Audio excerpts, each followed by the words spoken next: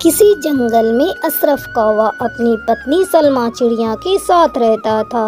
سلمیٰ بہت ہی نیک اور دھرم ایمان والی چڑیا تھی۔ اس کا ایک بیٹا تھا ندیم۔ اشرف بہت ہی غریب تھا اور مزدوری کرتا تھا، جس کے چلتے سلمیٰ بھی پڑوسیوں کے گھروں میں کام کرتی تھی۔ ان دونوں نے اپنے گھر میں ایک بکرا پال رکھا تھا۔ ندیم اس بکرے سے بہت پیار کرتا تھا۔ ایک دن ندیم اسے لے کر ندی پر پانی پینے گیا۔ ارے واہ ندیم، ماشاء اللہ، تیرا بکرا کتنا سندر ہے، کافی موٹا تازہ ہے، لگتا ہے تیرے گھر والے اس کی بہت دیکھ بھال کرتے ہیں۔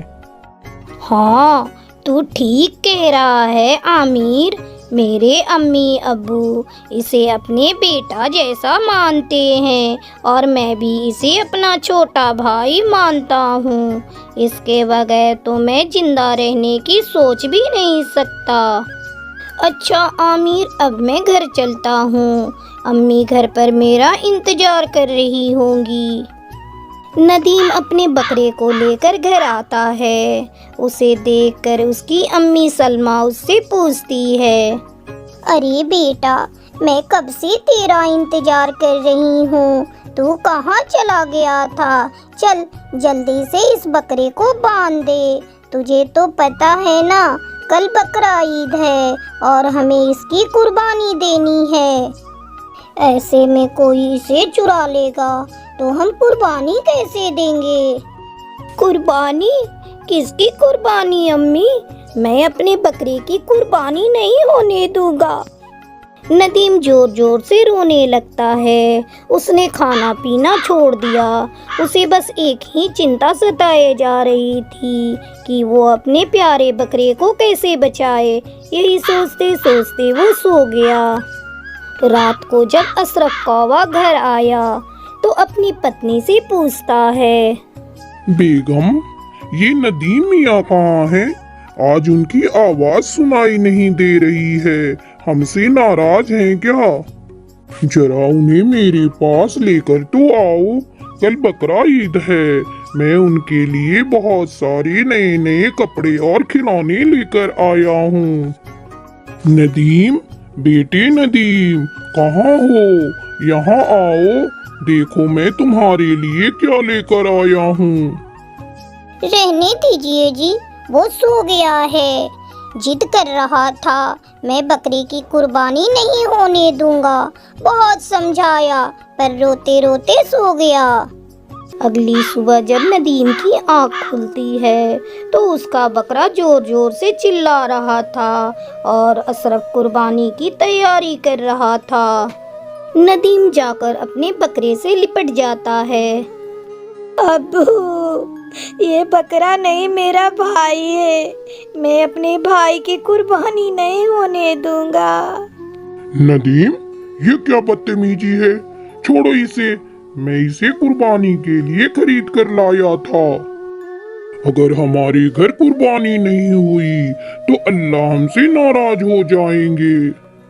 نہیں ابو نہیں، میرے جان کی قربانی مت دو، اگر آپ اس کی قربانی دو گے تو ساتھ میں آپ کو میری بھی قربانی دینی پڑے گی۔ کیا آپ میری قربانی دو گے؟ ندیم پھوٹ پھوٹ کر رو رہا تھا۔ اس کی حالت دیکھ کر سلمیٰ اور اشرف کا دل بھر آتا ہے۔ ندیم کے ابو، اس بکرے میں بچے کی جان بستی ہے، ہم کوئی اور بکرا لے کر آتے ہیں اور اس کی قربانی دیتے ہیں۔ اپنی امی کی منہ سے ایسی باتیں سن کر ندیم خوش ہو جاتا ہے۔ اس نے اپنے بکرے کو قربانی ہونے سے بچا لیا، پھر وہ اس کے ساتھ خوشی خوشی بقرہ عید مناتا ہے۔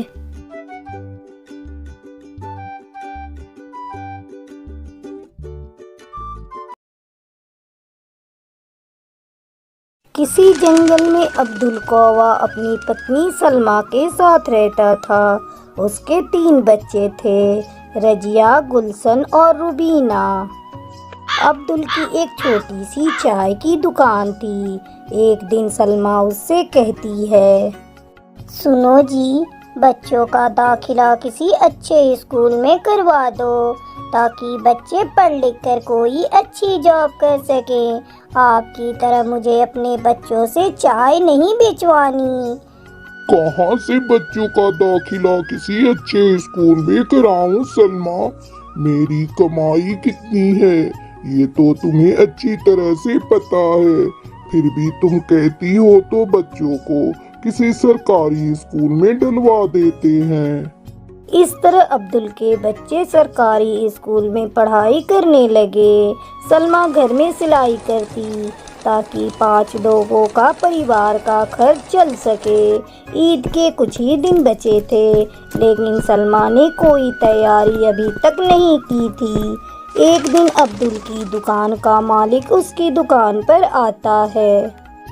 عبدل کے دکان کا مالک رحیم بہت ہی لالچی تھا۔ ارے وہ عبدل، کیسا چل رہا ہے؟ سب ٹھیک ہے مالک، آپ کی دعا سے۔ ہاں عبدل، میں ایک بات تجھ سے کرنے آیا تھا۔ اس بار سے دکان کا کرایہ دگنا لگے گا۔ میں نے سارے دکانداروں سے بول دیا ہے، بس تم بچے تھے اس لیے تمہیں بھی بتا دیا۔ اب چلتا ہوں۔ اتنا کہہ کر رحیم وہاں سے چلا جاتا ہے۔ عبدل شام کو اداس من سے گھر لوٹا۔ کیا بات ہے جی، آج آپ اتنے اداس کیوں لگ رہے ہیں؟ کیا بتاؤں سلمہ، چند دن ہی عید کے رہ گئے ہیں اور میں نے ابھی تک بچوں کے لیے کپڑے بھی نہیں لیے۔ بچوں کو آس تھی کہ اس کے ابو ان کے لیے عید پر نئے کپڑے لائیں گے، پر میں کیا کروں، اتنے پیسے بچتے ہی نہیں، بچوں کا دل ٹوٹ جائے گا۔ اوپر سے رحیم میاں نے بھی دکان کا کرایہ دگنا کر دیا ہے۔ آپ چنتا نہ کریں جی، ابھی عید میں 4-5 دن بچے ہیں، اللہ نے چاہا تو سب ٹھیک ہو جائے گا۔ اگلی صبح جب عبدل سحری کے لیے اٹھتا ہے تو دیکھتا ہے اس کے مالک رحیم کے گھر سے دھواں نکل رہا ہے۔ سلمہ، لگتا ہے رحیم میاں کے گھر آگ لگی ہے، میں جا رہا ہوں انہیں بچانے۔ عبدل رحیم کے گھر پہنچتا ہے۔ رحیم چلا رہا تھا، بچاؤ بچاؤ، کوئی تو میرے معصوم بچوں کو بچاؤ، میرے بیوی بچے گھر کے اندر ہیں۔ یہ سب کیسے ہوا بھائی جان؟ کیا بتاؤں عبدل، سحری کے سمے شارٹ سرکٹ سے آگ لگ گئی، میرے بیوی بچے گھر کے اندر ہیں، تم انہیں جلدی سے بچاؤ۔ عبدل اپنی جان کی پرواہ کیے بنا رحیم کے بیوی بچوں کو آگ سے بچاتا ہے۔ مجھے معاف کر دو عبدل، کل میں نے تمہیں بہت برا بھلا کہا، آج سے وہ دکان اب تمہاری ہے، مجھے اس دکان کا کرایہ نہیں چاہیے، تم نے میرے پریوار کو بچایا ہے، اس کے آگے یہ کچھ بھی نہیں۔ 2 دن بعد رحیم اپنی بیوی زینب کے ساتھ عبدل اور سلمہ کے گھر آتا ہے۔ سلمہ بھابھی، یہ لو بچوں کے لیے عید کے کپڑے، پھل اور مٹھائیاں، اور یہ تھوڑے روپے ہیں، انہیں رکھ لیجئے۔ ارے بھائی صاحب، اس کی کیا ضرورت ہے؟ ضرورت ہے بھابھی جان، رکھ لیجئے، منع مت کیجئے۔ سلمہ اور عبدل اللہ کو شکریہ ادا کرتے ہیں اور خوشی خوشی اپنے بچوں کے ساتھ عید مناتے ہیں۔